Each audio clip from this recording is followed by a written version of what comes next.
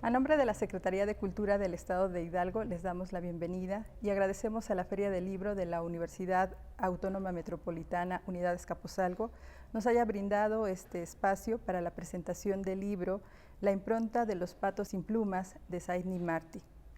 Y para esta charla se encuentran con nosotros Dania Montes y la autora Zaidnit Martí. Y antes de darles la palabra, leeré una semblanza de ambas. Dania Montes es lectora, escritora e hispanista. Se ha especializado como mediadora de lectura, tallerista de escritura y capacitadora artística en programas impartidos por el CENAR, la UNAM y el SECULTA. Profesionalmente ha colaborado con la Secretaría de Cultura del Estado de Hidalgo, el Centro Nacional de las Artes, Universo de Letras, así como la Fiesta del Libro y la Rosa, la Feria Internacional del Libro Infantil y Juvenil y la Feria del Libro Infantil y Juvenil del Estado de Hidalgo, entre otros. Zaidnit Martí es licenciada en Psicología por la Universidad La Salle Pachuca, misma institución en la que se desempeña como docente investigadora en la línea de migración y salud mental. Ha asistido a talleres y diplomados literarios dirigidos por diferentes instituciones como el Instituto Nacional de Bellas Artes, el Centro de las Artes y por escritores como Diego José y Agustín Cadena. Ha publicado sus cuentos en diferentes compilaciones y fue editora de la revista cultural Metascopios. Su libro, La impronta de los patos sin plumas, obtuvo el Premio Estatal de Cuento Ricardo Garibay 2019. Las dejo con nuestras invitadas.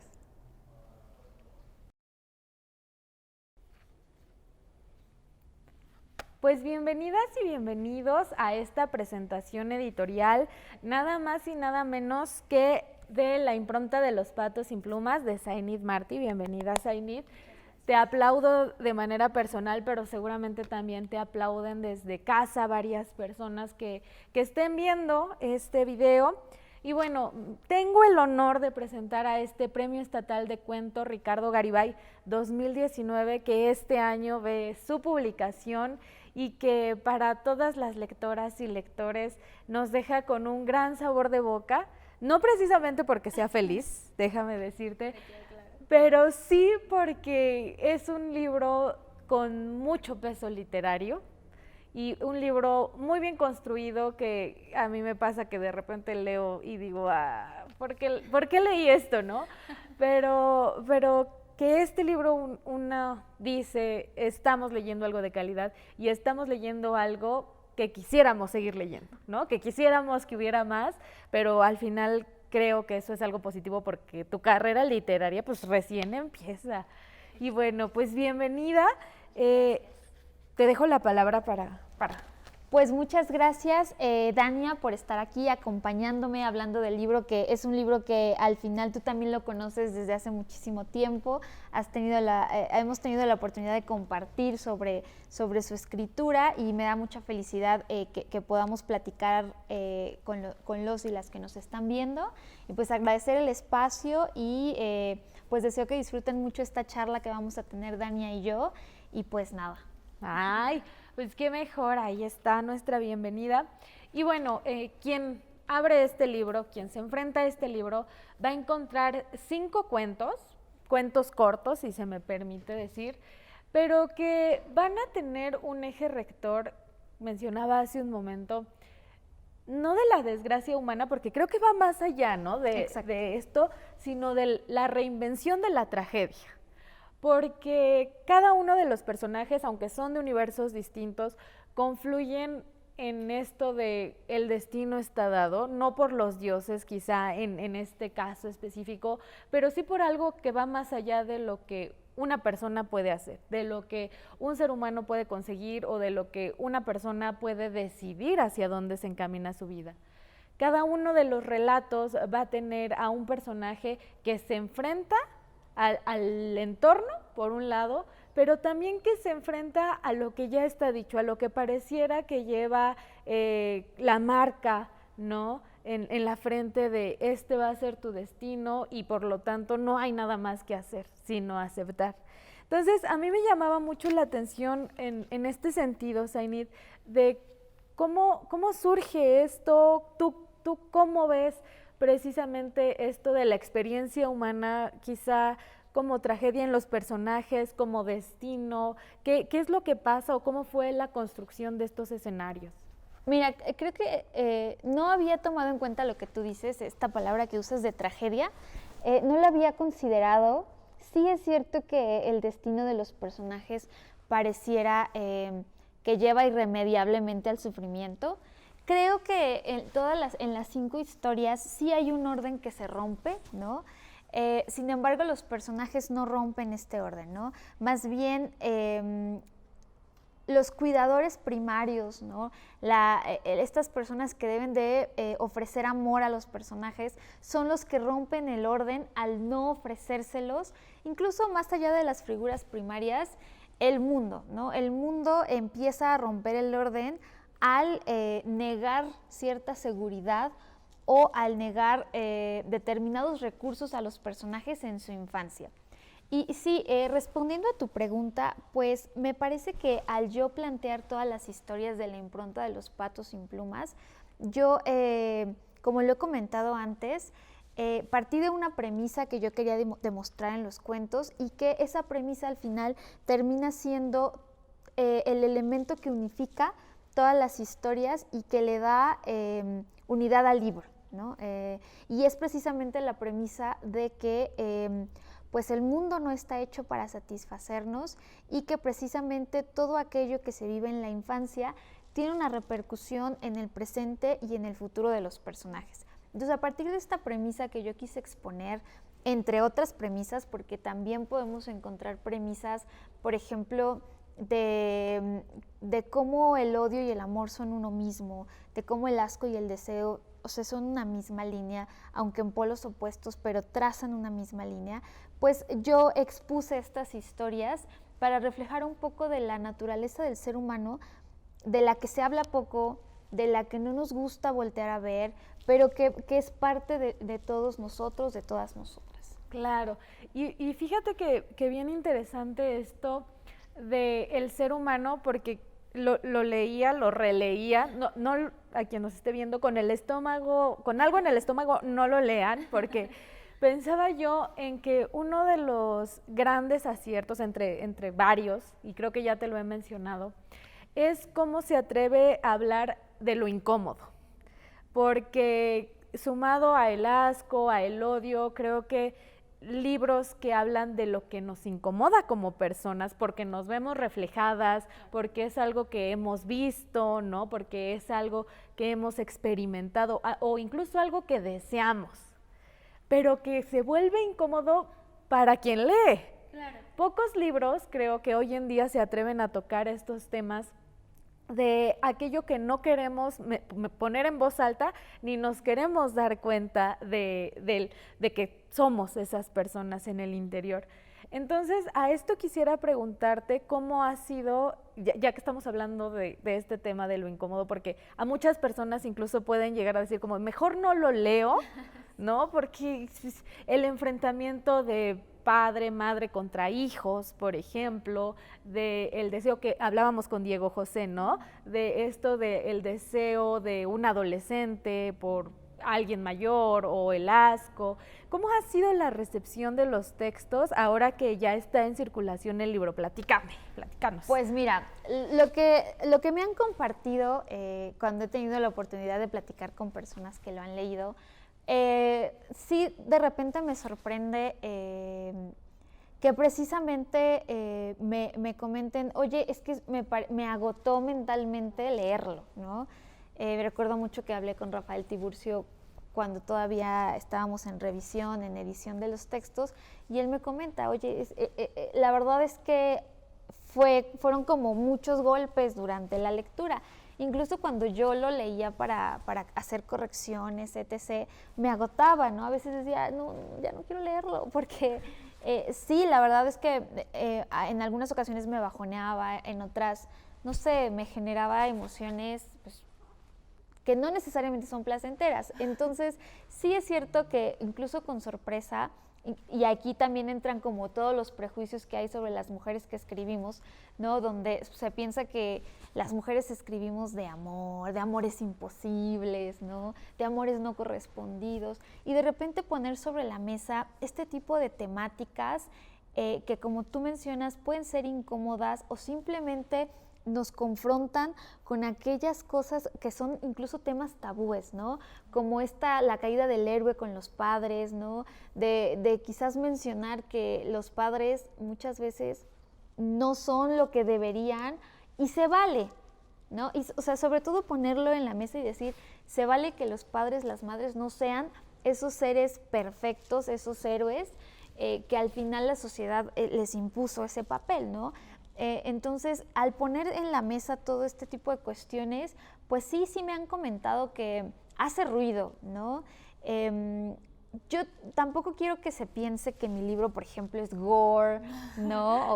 O es un terror muy... No, porque en realidad ni siquiera es de terror, ni es gore, es más bien mencionar esos aspectos que forman parte de nosotros, de nosotras, pero que no se ven bien estéticamente, ¿no? Vamos a hablar, por ejemplo, de lo sexual, ¿no? Donde estamos acostumbrados, en el imaginario está esta imagen de lo sexual, siempre como imágenes muy cuidadas, como bellas, en donde dos seres se unen, pero en realidad la escena sexual está plagada de cosas que ni suenan bien, ni se ven bien, y que por eso no están igual en las películas y en las novelas y en las telenovelas, pues porque no son como agradables a la vista, al olfato, al oído, ¿no? Y mencionarlas causa una incomodidad, sí, pero también genera, y es por eso que yo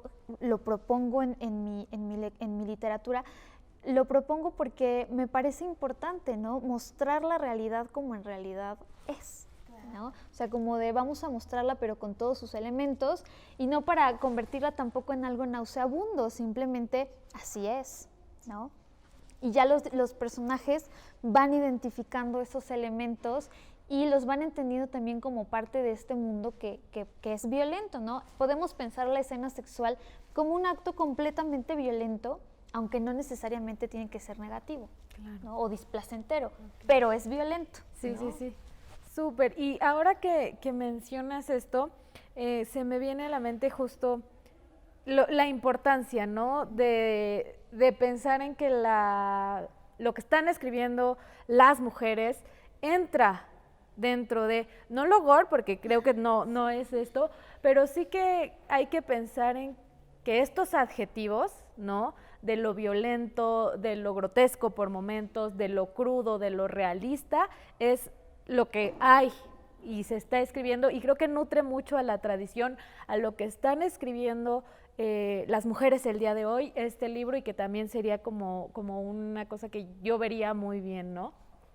Quería preguntarte, porque también para quien nos esté viendo en casa, creo que el enfrentamiento que se da muchas veces tiene que ver con lo psicológico, porque quizá pienso en las imágenes, y que no son imágenes así del decapitado, ¿no? O la imagen constante, pero sí imágenes que con un lenguaje muy específico te van generando este sentimiento de ¿qué está ocurriendo? Pienso en la imagen, no se los voy a spoilear, de El Pato, justamente en el cuento que le da nombre a la impronta de Los Patos sin Plumas, una imagen final que a mí me parece muy impactante, ¿no? Cuando la personaje está enfrentándose a su destino, entendiendo lo que le queda, ¿no? En que estas imágenes son justamente no cuidadas, pero sí que producen un deleite literario, ¿no? Aunque sea esto. Y quería preguntarte, hemos hablado de quienes leen, pero tú como escritora en algún momento dijiste, ay, quiero autocensurarme por un lado, creo que me siento incómoda escribiendo de esto, no sé si debería publicarlo o no. ¿Cómo fue tu proceso en este sentido? Sí, justamente creo que al posicionarte como escritora, de repente piensas incluso en las modas que hay, dentro de la literatura, ¿no? Hay temas que están de moda y o sea, lo vemos, no está mal, no me parece que sea algo negativo, simplemente tú tienes que tomar una decisión. Yo me vi en esa postura de, a ver, ¿por qué quiero escribir sobre esto? La impronta de los patos sin plumas es un libro que también yo escribo retomando, por ejemplo, miedos de la infancia, ideas que yo he tenido durante toda mi vida y que aquí las expongo a manera como de tesis, ¿no? Para exponerlas en una historia. Pero sí, de repente, por ejemplo, en el tema de la migración, es un tema para mí complejo, porque si bien yo lo he vivido de una manera u otra, la migración, también yo me ponía a pensar hasta dónde yo puedo darle voz a este tema, no porque no sea capaz de investigar, ¿no? Pero también yo creo que el papel de la escritora o del escritor también tiene que ver con sí puedes exponer un tema del que no conoces a partir de una investigación seria, etc., pero también tenemos que tener mucho cuidado de no estar hablando por gente, de no estar dándole voz a gente de problemas que ni siquiera conocemos de manera adecuada, ¿no? Yo el proceso migratorio lo viví en la infancia, pero también siendo consciente de mis privilegios, ¿no? Entonces, hablar de la migración, yo sentía que le debía respeto al tema y que no iba a hablarlo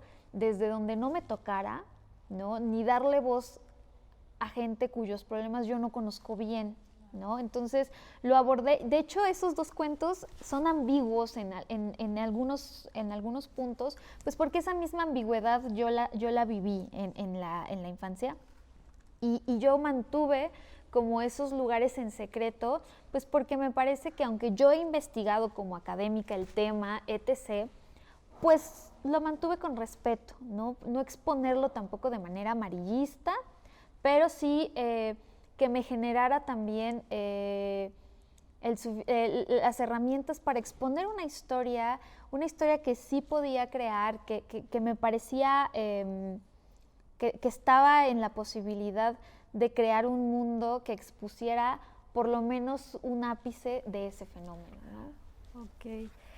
Para quien nos está viendo, muchas gracias.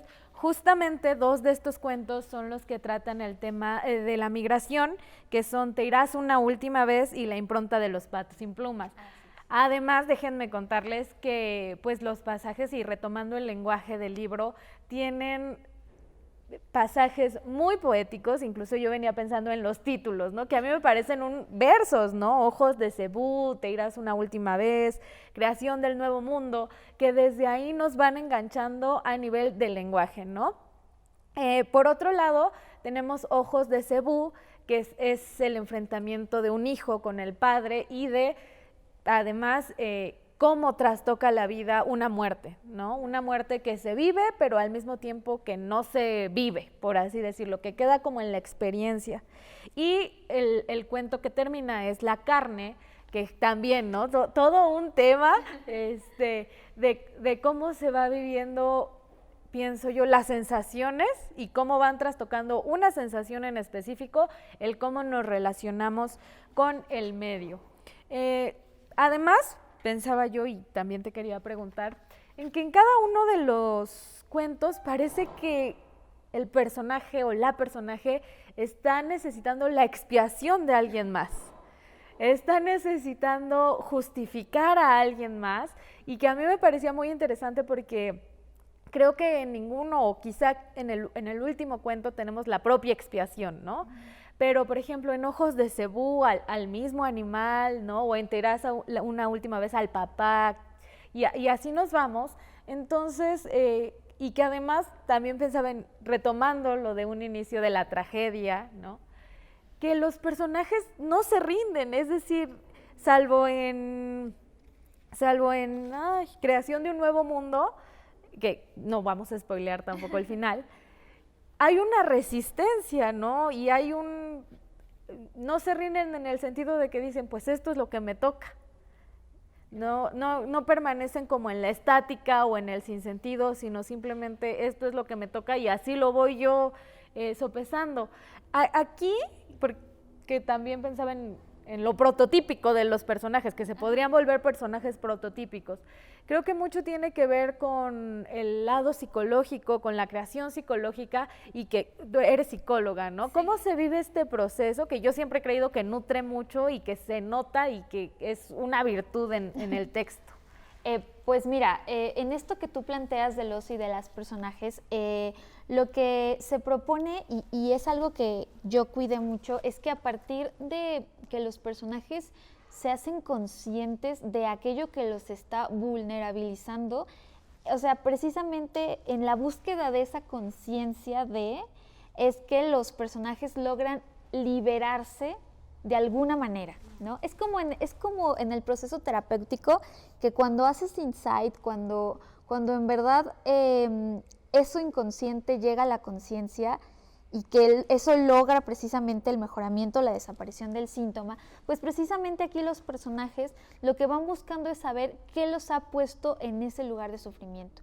Y una vez que lo saben, no es como que ya la vida se arregla, como que, bueno, ya resolvieron el problema. No, al contrario, ellos siguen sumergidos en el sufrimiento y el dolor, pero ya saben por qué.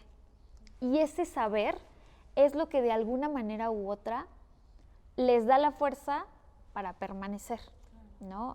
Permanecer hablando en muchos niveles, ¿no? Permanecer, ¿no? Muchas veces es permanecer en una constante agonía, en otras es permanecer tal cual, viviendo como se puede, etc.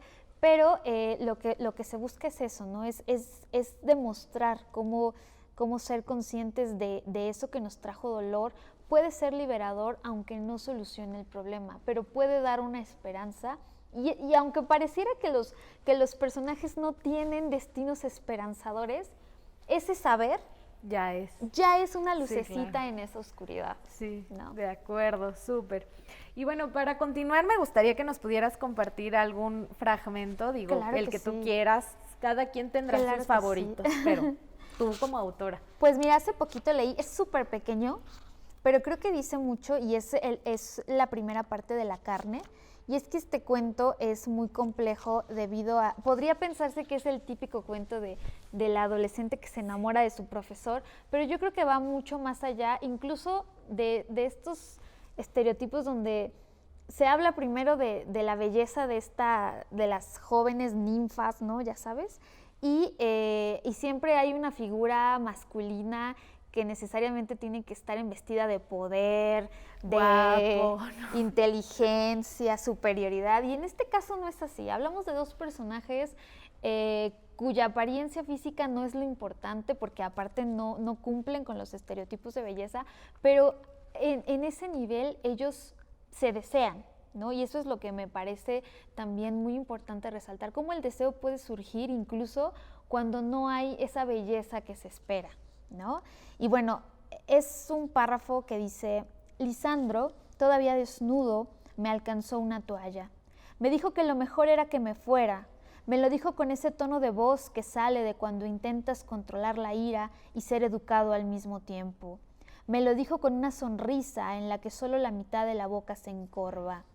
No te preocupes, ahorita quito las sábanas y volteo el colchón. Creo que es una primera parte que dice mucho, pero no dice nada, y que precisamente refleja precisamente una situación de deseo que necesariamente tiene que estar cubierta de elementos que no necesariamente son atractivos, bellos, ¿no? Y creo que el acto sexual lo es en sí, ¿no?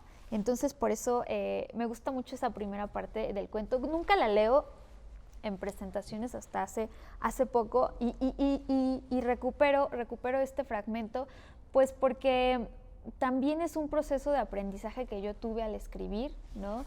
De la importancia que tiene cómo inicia un cuento, ¿no?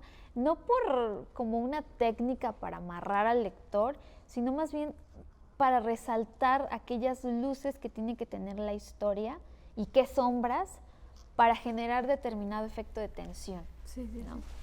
Muchísimas gracias. Y bueno, para quien nos está viendo, también me gustaría resaltar y comentar contigo lo bien utilizado que están los narradores y las voces narrativas. Porque justamente tengo subrayado en La impronta de los patos sin plumas, que es mi cuento favorito, dicho sea de paso, como quien narra, en este caso es una segunda persona, es capaz de no compadecer lo que está narrando. O sea, aunque sean situaciones desagradables, y creo que pasa en todos los cuentos, ¿no? Nunca hay este tono de pobrecito, pobrecita, híjole, es que esto es lo que le está pasando, sino que en realidad se sitúa en una posición neutral y que creo que esto nutre el realismo de los cuentos, ¿no? Porque es como esta conciencia de, pues esto es lo que pasa sin juicio de valor. Subrayaba justamente una parte donde dice, el aire vuelve a circular dentro de tu cuerpo. En el suyo solo conserva las plumas de las alas. Se ve ridículo. Parece más bien un mal disfraz. Entonces, el hecho de que quien está dando voz a los acontecimientos pueda ver a un pato desplumado y decir, se ve ridículo, ¿no? Más allá de cómo se siente el pato, más allá de la violencia que acaba de sufrir, más allá de todo lo que es circundante a este personaje, que pueda decir, se ve ridículo, a mí me parece muy impactante y justamente que creo que es lo que hace que como lectores, lectoras, podamos decir, wow, ¿no? Esto me está atrapando. Entonces, ¿cómo fue justamente, porque alguna vez comentábamos el hecho de decidir, en este caso específico, la segunda voz, y si quieres comentarnos también de los demás? Pues mira, yo creo que cuando yo empiezo a escribir un cuento, siempre lo primero con lo que yo tengo dificultades es con la elección del narrador. ¿Por qué? Porque, o sea, del narrador depende todo, ¿no? Tú puedes tener en tu cabeza muy clara la idea de la historia que quieres contar, de la premisa que quieres exponer, pero si no eliges adecuadamente el narrador, se pueden perder cosas o quizás solamente el narrador va a determinar incluso hacia dónde puede ir la historia y hacia dónde no, ¿no? Entonces, en el caso de la impronta surge también como un experimento que yo quise hacer para usar la segunda persona, ¿no? Sí jugué con elementos, por ejemplo, a mí me causaba, siempre que veía películas, me causaba determinadas emociones, por ejemplo, ver escenas con una música que no iba acorde, ¿no? Recuerdo mucho una escena de una película que se llama Lobster, en donde hay como una matanza, pero hay una sinfonía de fondo. Y esos dos choques, o sea, esas dos ideas que se contraponen, esa imagen y sonido se contrapone y genera algo, te genera como un breve shock, como tratando de entender, de asimilar por qué la música está con ese. Y eso me parece que es una técnica adrede para generar algo. Y justamente cuando yo intento escribir la impronta, el narrador es tan indiferente que te descoloca, ¿no? Sí. Que dices, ¿cómo puedes estar hablando así de lo que está pasando, ¿no? Incluso en algunas partes el narrador pareciera que es irónico contando la historia, ¿no? Pero, bueno, lo logro porque con la segunda persona dirigiéndote al lector es mucho más fácil explicarle las cosas, ¿no? Es mucho más fácil acercarse a él, pero es un experimento porque también hablando en segunda persona tienes limitaciones, ¿no? Entonces, lograr como un adecuado narrador siempre es complejo. Yo tuve que reescribir muchas historias cambiando de narrador, también por el uso del lenguaje, ¿sabes? Hay un lenguaje que a mí me gusta usar, hay palabras, ideas que a mí me gusta usar y que de repente narradores autodiegéticos no me lo permitían porque no se generaba una adecuada verosimilitud en el texto. Entonces, ahora en la impronta de Los patos sin plumas, yo me pude dar la libertad de decir, bueno, yo voy a usar este lenguaje que a mí me gusta, que va a estar en el libro y voy a acomodar los narradores para que me beneficien a mí en el uso del lenguaje. Ahora, por ejemplo, ya no estoy tanto en ese canal, ahora quiero explorar otras maneras y no necesariamente usar un tipo de lenguaje, porque creo que el lenguaje en todos los cuentos se parece, ¿no? Entonces ahora pues estoy tratando de experimentar con otras maneras y ya no ajustar el narrador, por ejemplo, a estos fines, sino a otros. Ok, súper. Y sí, justamente en el lenguaje, igual algo que comentábamos hace poco, es que aunque tenemos un tono similar, que también le da unidad al libro, pienso yo, los discursos de cada personaje son muy distintos, porque podemos ver, por ejemplo, en Te irás una última vez, podemos ver a un adolescente que tiene un discurso propio, ¿no? Que está interpelando al papá y de que esto es lo que pasa. Pero por otro lado tenemos en Ojos de Cebú a un hombre, yo me imagino, pues como de 28, ¿no? De 30, que también tiene un personaje. Y aunque pueden confluir, creo que esto tiene mucho que ver con el estilo y que es un estilo muy, muy bien cuidado. Igual algo que ya hemos comentado es que quien se enfrenta a este libro puede tener la seguridad de que el estilo no decepciona, porque a mí me pasa mucho que de repente estoy leyendo un libro o un primer libro de algún escritor o escritora y de repente se sienten como ligeros topes, ¿no? En cómo se van diciendo las cosas, una palabra como que no cuadra, una oración como que se sale del lenguaje que se estaba utilizando. Y en este sentido, en la impronta de Los Patos sin Plumas se nota ya un estilo trabajado, se nota un lenguaje de lo que se quiere decir, y creo que esto tiene mucho que ver con el proceso de creación, Zainid. Cuéntanos más o menos cuánto te tomó escribirlo, reescribirlo, cómo se trabajó cada uno de estos textos. Pues mira, la impronta de Los Patos sin Plumas, lo sabes, tiene un montón de tiempo que lo empecé a escribir, pero ha tenido varias versiones, han cambiado muchos. La primera versión de la impronta de Los Patos, yo tenía determinadas ideas y conocimientos sobre la creación literaria. Con eso escribo la primera versión de la impronta de Los Patos sin Plumas, que era un libro más bien de textos que hablaban más del pensamiento, del flujo de pensamiento de los personajes, más que de acciones. Entonces de repente era complejo, era difícil poder percibir las acciones que sucedían en los cuentos, ¿no? Con el paso del tiempo tomo más talleres, me formo todavía más en creación literaria y empiezo a entender también cómo generar esa descripción no solo de pensamiento, no solo de contexto, sino también de acciones. Cómo pasar de acción A, acción B, acción C, pero sin afectar la fluidez de la historia, utilizando un lenguaje que lleve al lector de manera suave y no, como tú dices, como con topes, ¿no? Entonces, el proceso de creación, ya de la última versión de la impronta, yo siempre parto de una premisa, y la premisa generalmente me surge por alguna idea, como que cuando tú tienes en la cabeza, voy a escribir un cuento, tu cerebro está funcionando 24/7 en esa idea, quiero escribir un cuento, y basta con que algún elemento del entorno te diga algo con, no sé, con un suceso, una frase que escuchaste, una canción, una película, una palabra, un objeto, basta con algo pequeño para que tu cerebro diga, ya se me ocurrió una idea. Y bueno, a partir de esa pequeña lucecita, ya tú tienes que sentarte a trabajar la idea, qué tan viable también es, qué tan abstracta puede ser, porque me parece que de repente las abstracciones en la narrativa no es que no tengan lugar, pero es mucho más complejo, ¿no? Entonces hay que ser más claro, y es algo que yo aprendí y que en la primera versión de la impronta no estaba, ¿no? De repente todo era abstracción en la impronta de Los Patos sin Plumas.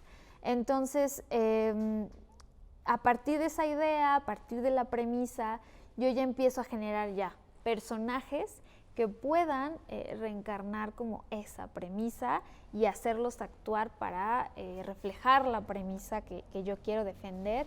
Y conforme voy escribiendo, se van dando las cosas. Hay cuentos en los que sí he hecho una escaleta. Hay cuentos, por ejemplo, que yo ya tengo el final, pero no sé cómo, o sea, no sé su inicio, no sé de dónde vienen los personajes, no sé qué quieren, ¿no? Pero yo ya tengo clarísimo el final, o ya tengo clarísimo el título, o ya tengo clarísimo el inicio, o un tipo de personaje. Entonces, a partir de esos elementos que yo ya tengo y me gustan, y lo siento como una inspiración, yo ya empiezo a trabajar formando todo el universo de ese cuento. Me puede tomar meses escribir un cuento, también entre el tallereo constante, ¿no? De llevar, a ver, léelo, esto no funciona, esta frase se escucha rara, esto no se debe entender, etc., ¿no? Entonces, a partir de ahí yo ya voy corrigiendo, pero siempre parto de esa como llama que sale en algún momento y qué es lo que me motiva, ¿no? He escrito cosas, o sea, con una orden, ¿no? Así, tienes que escribir algo que hable de esto. Cuando lo hago así, no lo disfruto tanto, ¿no? O sea, en verdad, yo necesito como partir de donde yo quiera, de donde a mí me salió, me nació, ¿no? ¿Es difícil para mí hablar de determinados temas? Sí, hay temas que no me interesa exponer, hay temas, o incluso hay ideologías que yo no pretendo exponer en mis cuentos. Quizás se ven de manera inconsciente, están expuestos aquí, pero no lo hago adrede, ¿no? En ese sentido. Entonces, no me gusta forzar un texto por cosas externas, ¿no? Sino como que un cuento, ahí está, ¿no? Si me das el tema, ya no me encanta, pero puedo hacerlo. Súper. Y fíjate que mencionas algo bien interesante y que creo que también era un punto que quería comentar, el hecho de que este libro le puede gustar tanto a las personas que disfrutan de los textos psicológicos o de flujo de pensamiento, como a las que disfrutan la acción, porque generalmente, o sea, los libros se dividen o en acción, ¿no? Que no tiene como este lado poético, o que no tiene este flujo de pensamiento, o que no tiene justamente todos estos matices del lenguaje, y por otro lado, los que se dedican o se abocan al lenguaje.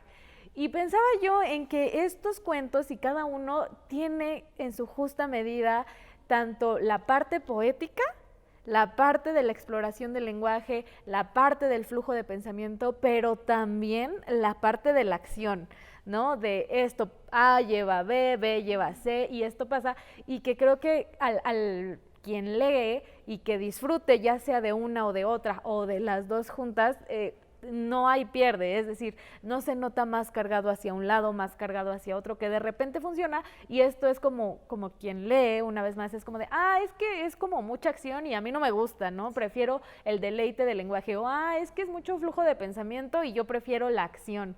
Entonces, este es igual una de las partes que quería resaltar, porque creo que merece mucho la pena, tanto decíamos a nivel de argumento, de tema, de personajes, de atmósfera y de contexto. Y justamente quería platicar contigo también sobre la atmósfera y el contexto físico en el que están envueltos los personajes, porque me parece que gran parte de la acción recae en aquello que los rodea, en este lugar físico, en este lugar geográfico y aquello que va con el mismo, ¿no? El árbol, por ejemplo, en Te irás una última vez, los animales, los olores que se describen. ¿Qué peso tiene para ti y en tus cuentos esta parte de lo geográfico? Me parece que el peso que tienen es importante, y a pesar de que por ejemplo, en la impronta de Los patos sin plumas, el espacio físico es sumamente ambiguo, no se menciona. Muchos me dicen, no, es que yo me imagino Europa. Yo me imagino, o sea, siempre como que me dicen, ¿no? Es que ¿dónde es? ¿Dónde lo pensaste? Yo no pensé un lugar geográfico específico. En algunos cuentos es evidente de qué país hablo, pues por determinados elementos culturales, pero la ambigüedad no le quita el peso al lugar que lo rodea, porque pues el lugar que lo rodea o sea, refleja también cómo se sienten los personajes, ¿no? Por ejemplo, en el primer cuento de Ojos de Cebú, y que Moisés empieza a describir la casa de su infancia, él la ve, la describe como se siente, ¿no? Él incluso la llama una ratonera, ¿no? Porque no sabemos si en realidad la casa es muy chica, muy grande, pero se siente como una prisión, ¿no? Y en realidad la casa para Moisés en su infancia fue como un tipo de prisión, ¿no? El frío, por ejemplo, se menciona mucho en los cuentos.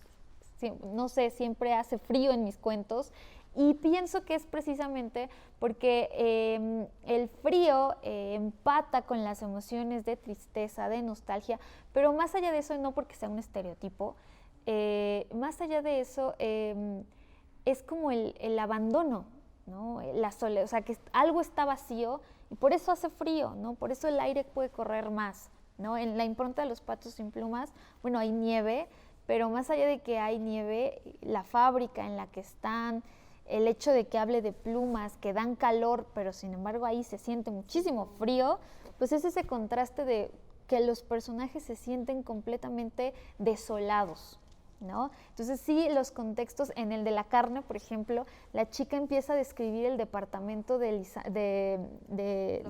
Leandra, los olores, pero también hay una sensación de vacío en el departamento, o sea, no hay nada, está sucio, ¿no? Él es un hombre desagradable, ¿no? Entonces, ¿por qué? Pues porque la niña a partir del trauma de la infancia se siente sola, ¿no? Y precisamente el entorno lo refleja, ¿no? Entonces sí, los entornos, los contextos, los lugares en donde se desarrollan las historias sí me parecen de peso y siempre los describo conforme se sienten los personajes. Súper, y que se nota, ¿eh? Nada más quería saber si mi lectura estaba bien Sí, o no, definitivamente. o empataba justo con tu intención.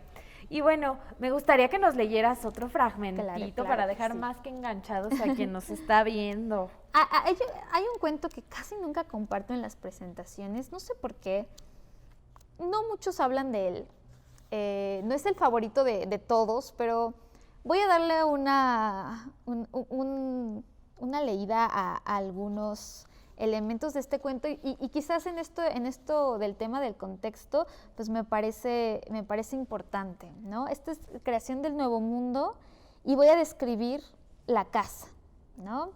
Dice, en su casa, un lugar inhóspito, la comida putrefacta se amista con las hormigas y el polvo. Junto a la ventana, una pecera con agua estancada impregna con el hedor todas las habitaciones. Algunos meses atrás nadaba ahí un pececillo dorado que murió de inanición o ansiedad. Su cuerpo se habrá ya deshecho, convirtiéndose en la natilla verdosa que flota en la superficie. En medio de la sala, frente a un televisor encendido que no emite sonidos, hay una mesa de madera que parece más bien un escalón.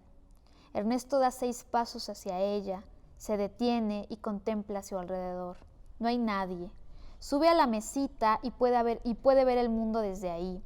Se siente el rey de todo eso que mira, el rey de las cortinas raídas, del inodoro amarillento, el de la tarja atascada. Levanta la cabeza y posa su mirada en los techos. Se quita la playera, después los pantalones, levanta un velo imaginario que lo hace sentirse dueño de sí mismo. Y en esta parte, precisamente, la casa de Ernesto, que es una persona fragmentada, psíquicamente fragmentada, pues vemos cómo el lugar también lo refleja, ¿no? Es un lugar que no tiene ni pies ni cabeza, o sea, no es un lugar sucio, es un lugar en el que el orden no existe, ¿no? Y justamente la mente de Ernesto en este cuento es así, ¿no? Porque incluso Ernesto podríamos hablar que tiene un delirio, ¿no? En este sentido, ¿no? Entonces, bueno, ahí retomo un poco lo que estábamos hablando. Pues esa es tan solo una muestra de lo que podemos encontrar en el libro de la escritora Zaynid Martí, La impronta de los patos sin plumas. De verdad, quien tenga la oportunidad de adquirirlo no se va a arrepentir, o sea, y si no tienen mi palabra, ya si no ahí nos escribimos mails o algo.